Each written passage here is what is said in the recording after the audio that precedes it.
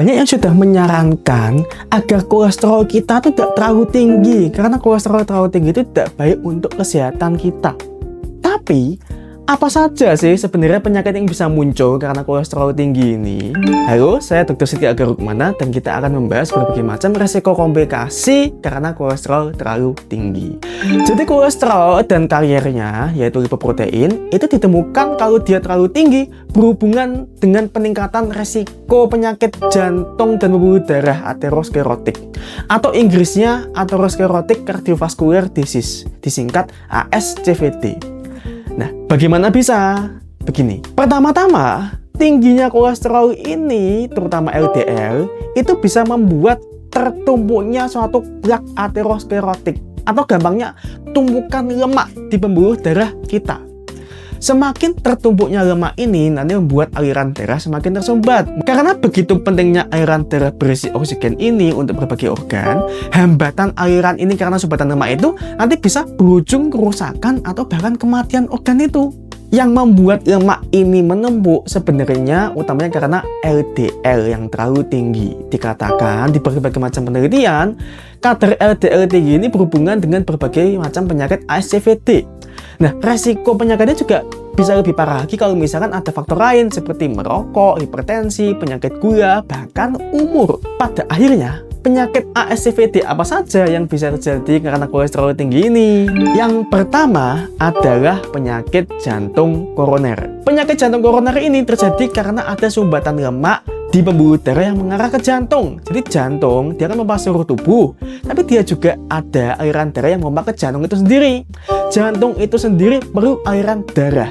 Sehingga kalau ada sumbatan di mana jantungnya itu menjadi kekurangan oksigen, pada akhirnya fungsi jantung itu akan menurun. Dan karena fungsi jantung menurun, aliran darah ke seluruh tubuh juga terganggu, yang menimbulkan gangguan-gangguan di organ-organ lainnya juga. Nah, seringkali penyakit ini menyebabkan suatu nyeri dada.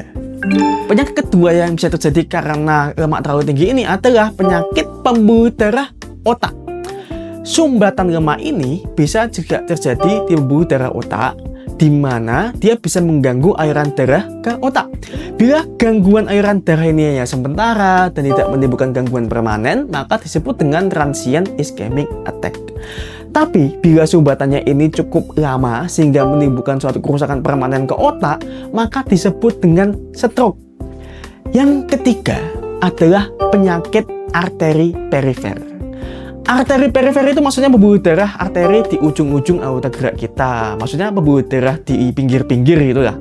Sumbatan lemak ini juga bisa mengganggu aliran darah di anggota gerak kita, seperti pada lengan dan tungkai, di mana nanti bisa menimbulkan berbagai macam gejala seperti nyeri, rasa pegal-pegal yang bisa saja muncul saat beraktivitas, saat seperti berjalan atau berolahraga. Penyakit keempat adalah penyakit aterosklerotik aorta. Pada penyakit ini, ada satu sumbatan terjadi pada pembuluh darah besar jantung, bernamakan aorta, di mana juga bisa mengganggu aliran darah ke seluruh tubuh. Karena yang terkena itu pembuluh darah besar, maka gejalanya bisa sangat menonjol, seperti nyeri hebat, seperti ditusuk di area leher, di rahang, perut, dada, atau bahu. Bisa aja juga pingsan, sesak nafas, dan tiba-tiba lemas. Kondisi ini termasuk gawat darurat dan harus bawa ke rumah sakit. Kenapa? Ya karena sekali lagi karena sumbatannya di pembuluh darah besar, maka kalau sampai terjadi suatu gangguan fungsi pembuluh darah besar itu, maka akan sangat berpengaruh ke seluruh tubuh. Yang kelima adalah penyakit ginjal kronis. Penyakit ginjal kronis adalah kondisi di mana ginjal itu tidak bisa atau tidak mampu menyaring darah dan membuat urin dengan normal. Di mana kita tahu karena ginjal itu ada organ yang sangat berperan untuk membuang racun-racun, menjaga keseimbangan elektrolit, dan lain-lainnya. Jika fungsi ginjal ini menurun, maka jelas akan berpengaruh sekali ke seluruh tubuh kita.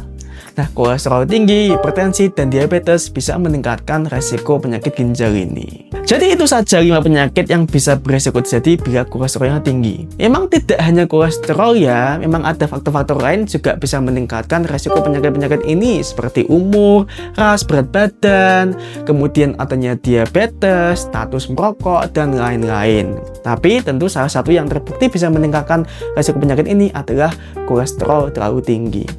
Bila Anda penasaran tentang risiko terjadinya ACVT, konsultasikanlah dengan dokter agar bisa dikaji faktor-faktornya dan diberi penanganan termasuk perubahan gaya hidup agar mencegah terjadi risiko penyakit itu. Begitu saja yang bisa saya sampaikan. Semoga Anda selalu sehat dan sampai jumpa di video berikutnya.